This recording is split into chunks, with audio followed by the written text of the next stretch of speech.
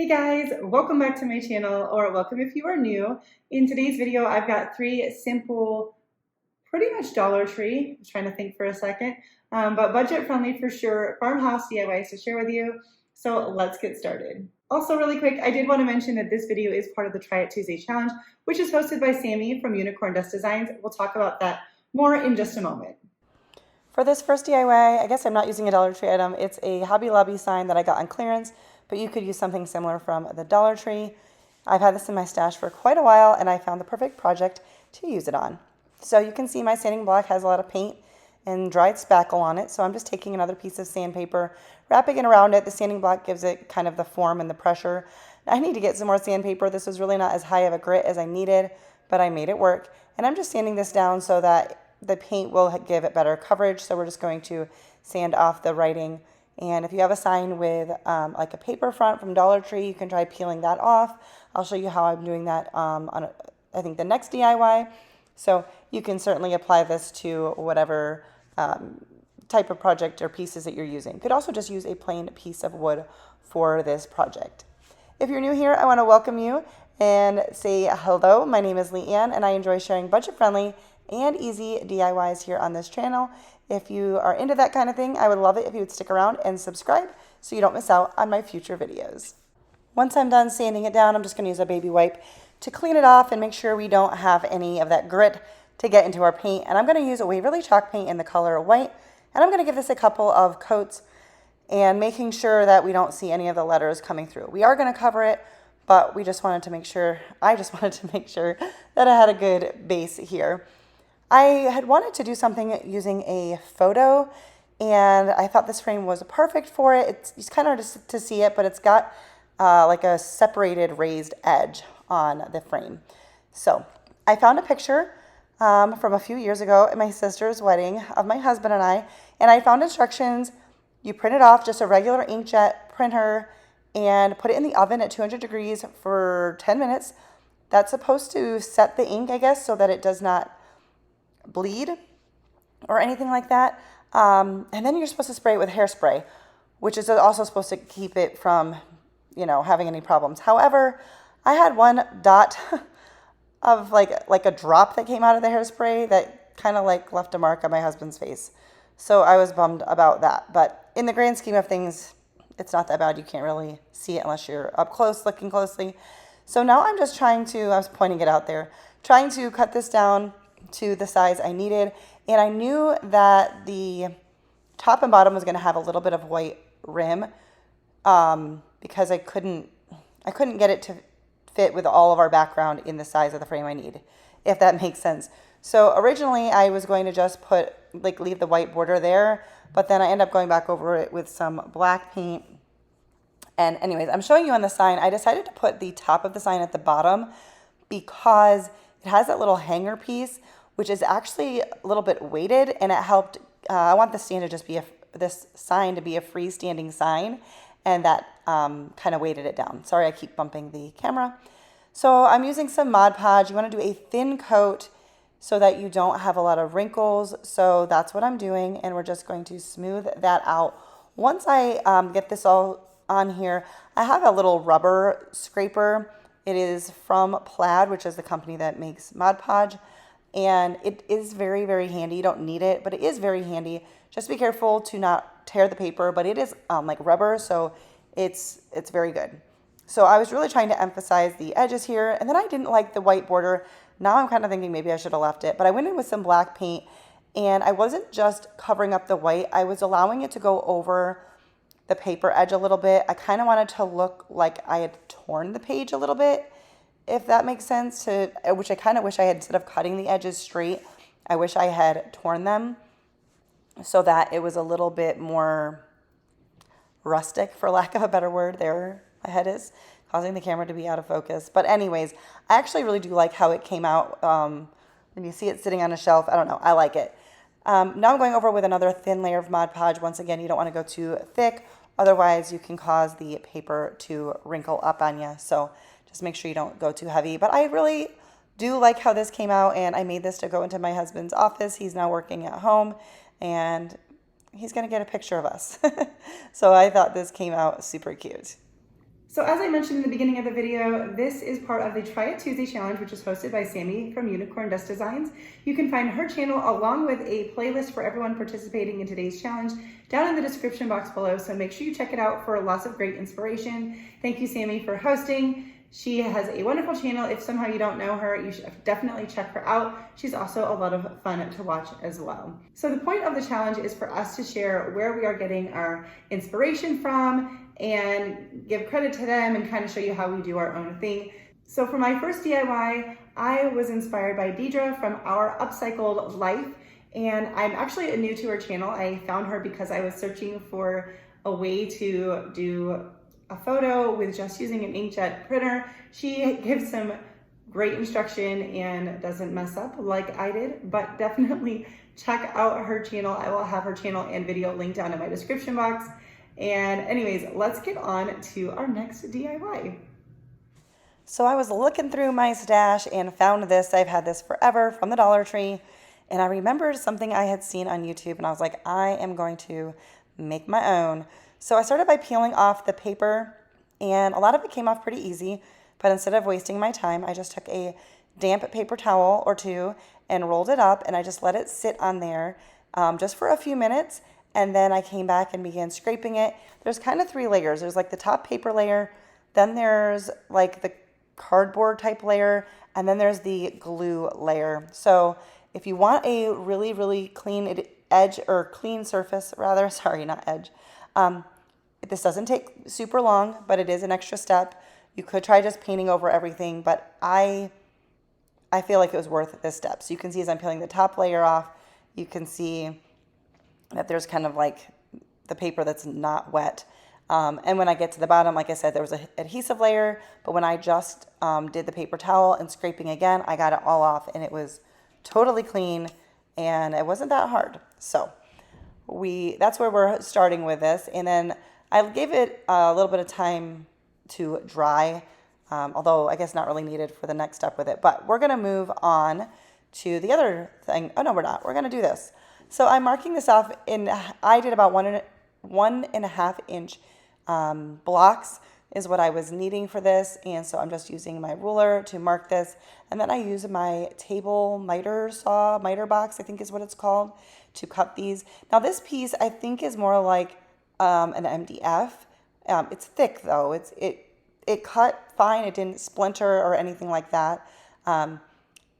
It's not quite as easy as you're using like a table saw. If I was using not just a table or this saw and box, I would have done these blocks in different lengths, or different heights. But yeah, it's okay. I didn't want to do something that close like that. I would have to get my fingers that close to the blades. So anyways, I cut up how many. I figured this out based on the words that I'm using and the size that I needed my letters to be. But you could also use a scrap piece of wood. So once they're all cut, I'm just sanding them down to clean up the edges, but it really gave a pretty nice cut. And we're just going to smooth those all out. And now I'm going to paint with the color Celery. I'm going to paint all of the sides and front and back. I'm not going to paint the bottom just so that we don't have trouble adhering this, and nobody's really going to see it because it's going to be adhered to a base. I love using the Celery and also the color Moss from Waverly in kind of my everyday decor. So like when I'm in between seasons, it's kind of what I gravitate towards. So to me, this is a neutral color, but feel free to do whatever you want that goes with your decor. And you could certainly do a seasonal one as well. You can do any words you want on this. So I gave that pretty much just one coat. Some of the edges needed 2 coats just because they were a little bit rougher. And then I have this wood piece from the Dollar Tree. I had this in my stash for a while as well. And I'm just using Antique Waverly wax. Gonna brush it on and wipe it off. And I will do the top and the bottom. Even though nobody's really gonna see the bottom, I just wanted it, I don't know, I wanted it to be finished in case it fell over and somebody saw it. So I'm brushing it off and brushing it on and using a baby wipe to wipe it off. If you're enjoying this video, please give it a thumbs up. That helps me out so much. Say hello in the comments. If you're new, introduce yourself. All that good stuff. I like to interact with you guys down there. Plus, the comments help my video out. So, win-win. All right, so my plan for this was to use some stickers. I thought I had measured out, I wanted to stencil it, but I didn't have any stencils that were the right size, so I was going to use stickers. But I didn't check the size of all of the stickers, just a couple of the letters. And then I was like, this isn't going to work. So I printed this off on paper, and I'm using this transfer method where you rub your pencil on the back side, and I'm trying to just like make sure it's centered, which is why I cut the letters out individually.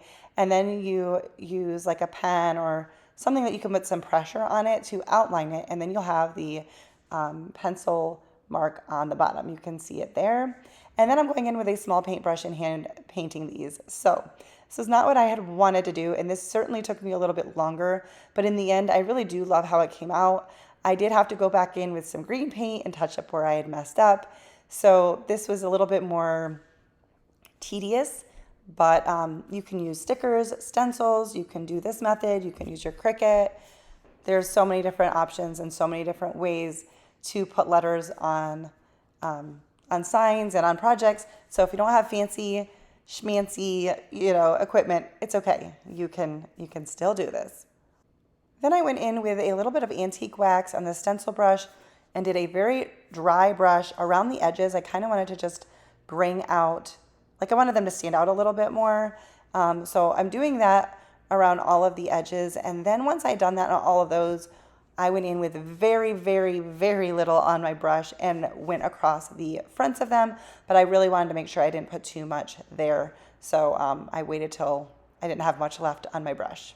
And then I was really excited to finally try out this DIY clear wax. Now, Sammie from Unicorn Dust Designs sells this, but Kendra from Late Night Creations is the one who got this for me. She did get it through Sammie and sent it to me, and I was really excited to finally give it a try. And I have to say that I love it. So this is used to seal in your project. And so I will say, I wish I had not done the sides. That was where the letters were going to be touching, because I had problems with glue later on, but it was okay.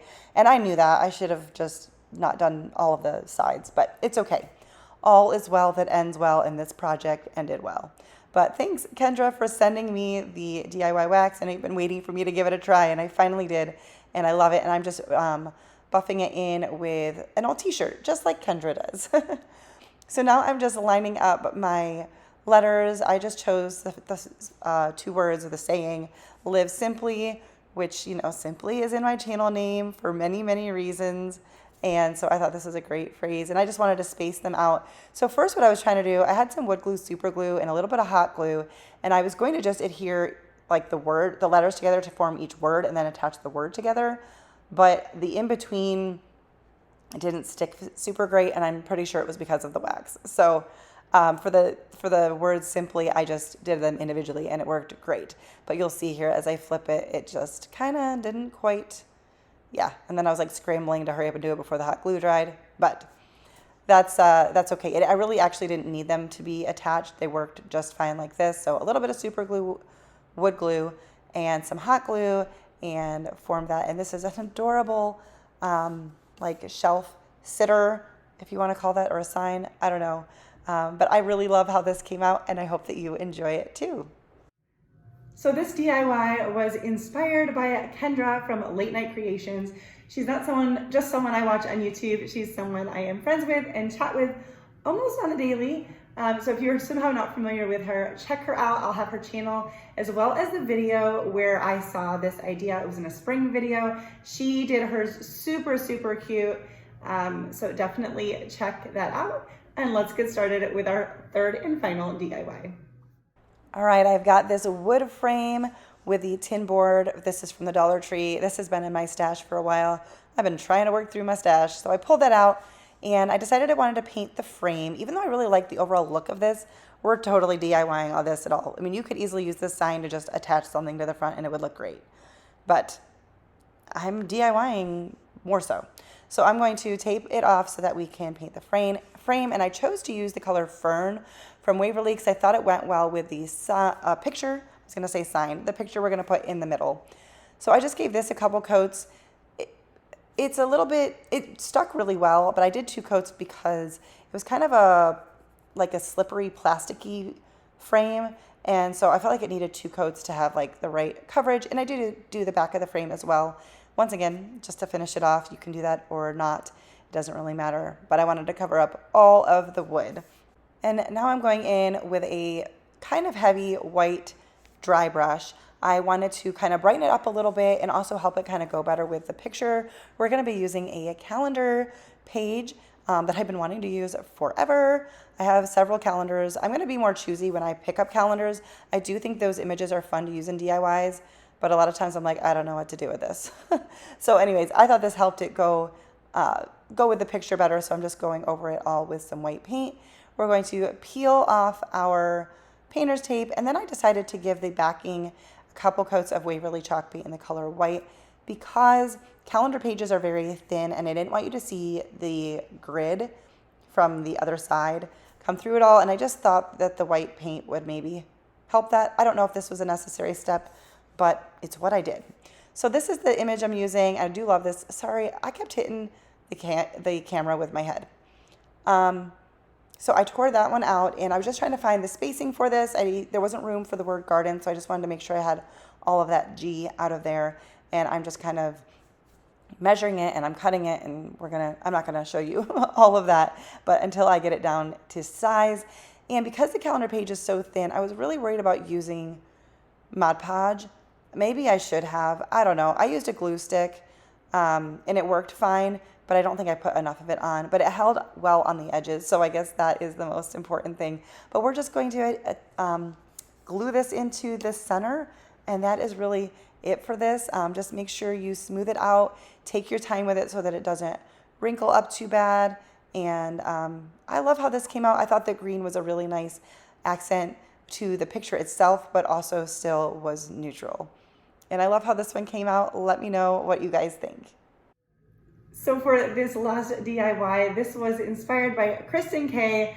I love her, watch her all the time. I'm sure I've shared her stuff before, but I was looking for a way to use that sign and the calendar pages. I have so many calendar pages because guys, they're so cute and you just want to snatch them up. And then it's like, what do I do with them? And I remember that she had done some really cute things with them, and it actually was with this specific calendar page. So I will have her channel and her video linked down below. Make sure to check it out. Thank you guys so much for watching. I hope that you enjoyed this. And if you are new here, maybe from the challenge, or maybe you just came across my channel, I would love it if you would consider subscribing before you leave. And don't forget to give this video a thumbs up if you enjoyed it. That helps me out so very much. Check out all of the creators, all of the playlists and videos, everything down in my description box for lots of great inspiration. Thank you so much for being here, and I will see you next time. Bye guys.